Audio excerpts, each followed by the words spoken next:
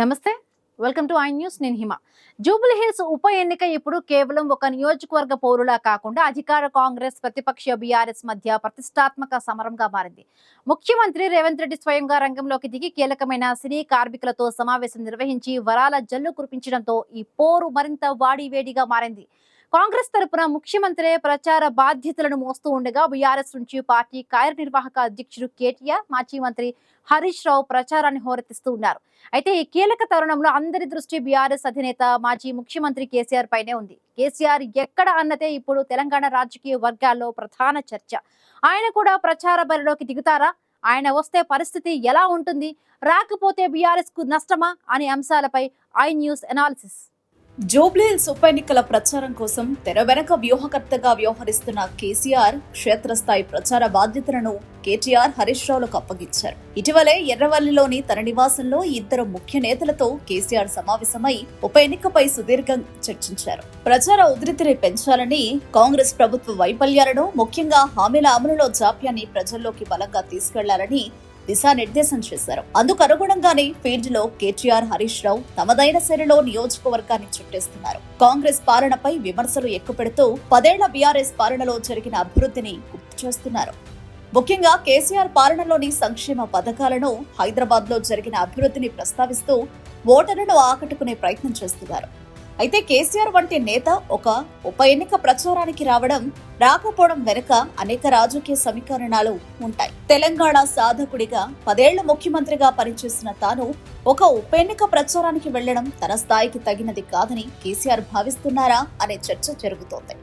సాధారణంగా పార్టీ అధినేతలు, ముఖ్యంగా కేసీఆర్ వంటి సీనియర్ నేతలు సాధారణ ఎన్నికల్లో లేదా అత్యంత కీలకమైన సందర్భాల్లో మాత్రమే ప్రచారానికి వస్తారు. ఒక ఉప ఎన్నిక బాధ్యతను పార్టీలోని ఇతర నాయకత్వానికి అప్పగించడం ద్వారా వారి నాయకత్వ పటిమను పరీక్షించడంతో పాటు తన స్థాయిని కాపాడుకోవాలనేది ఒక వ్యూహం కావచ్చు. అయితే కేసీఆర్ ప్రచారానికి వస్తే బీఆర్ఎస్ క్యాడర్ కు ఎక్కడ లేని జోష్ వస్తుందనడంలో డౌటే లేదు. అసెంబ్లీ, పార్లమెంట్ ఎన్నికల్లో ఓటమి తర్వాత నిరాశలో ఉన్న గులాబీ క్యాడర్ రెట్టించిన ఉత్సాహంతో పనిచేస్తారు.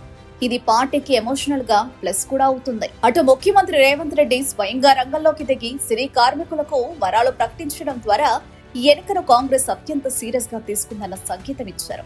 ఇలాంటి తరుణంలో కేసీఆర్ ప్రచారం చేయకపోతే దానిని కాంగ్రెస్ తమకు అనుకూలంగా మలుచుకునే ప్రమాదం ఉంది. ఓటమి భయంతోనే కేసీఆర్ ప్రచారానికి రాలేదనే ప్రచారాన్ని కాంగ్రెస్ మొదలు పెట్టవచ్చు. ఇది న్యూట్రల్ ఓటర్లపై ప్రభావం చూపే అవకాశం ఉంది.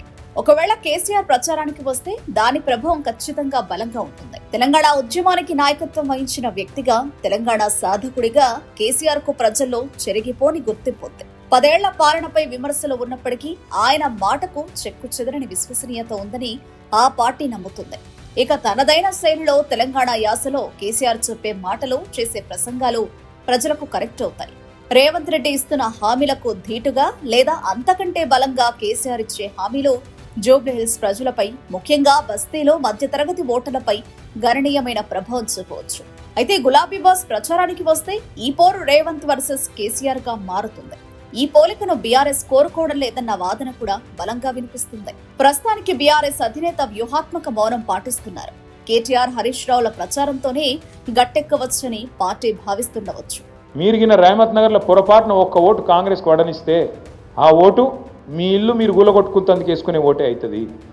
ఒక్క ఓటు మీరు పొరపాటున వేసినా ఒక్కొక్క గరీబోని ఇల్లు కూలగొట్టేందుకు మీరు సంధించినట్టు అవుతుంది, వాళ్ళకి లైసెన్స్ ఇచ్చినట్టు అవుతుంది. మరి కావన్నా వద్దాం, మీరే ఆలోచన చేయండి. రాహుల్ గాంధీ గారు, మరి నువ్వు ఆనాడు ఓట్లు వేయించుకున్నాడు, ఆటో ఎక్కి తిరిగినావు, మళ్ళీ రావు హైదరాబాద్కు. నువ్వు మళ్ళీ హైదరాబాద్కు వస్తే మొత్తం ఆటోలన్నీ తెచ్చి శంషాబాద్ ఎయిర్పోర్ట్ లో బిడ్డానికి అడ్డం పెట్టి మా ఆటో కార్మికులని నిలదీస్తారు, జాగ్రత్త. అయితే కాంగ్రెస్ దూకుడు పెంచిన నేపథ్యంలో చివరి 2 లేదా 3 రోజుల్లోనైనా కేసీఆర్ ఒక్క బహిరంగ సభ లేదా రోడ్ షోతో అయినా ప్రచారంలో పాల్గొనే అవకాశాలను ఆ పార్టీ నాయకులు కొట్టిపారడం లేదు. కేసీఆర్ రాక బీఆర్ఎస్ కు బ్రహ్మాస్త్రం లాంటిది. దానిని సరైన సమయం కోసం దాచిపెట్టారా, లేక దాన్ని వాడకుండానే జూబ్లీహిల్స్ ఉప ఎన్నికను ముగిస్తారా అన్నది మరికొద్ది రోజుల్లో తేలుస్తుంది.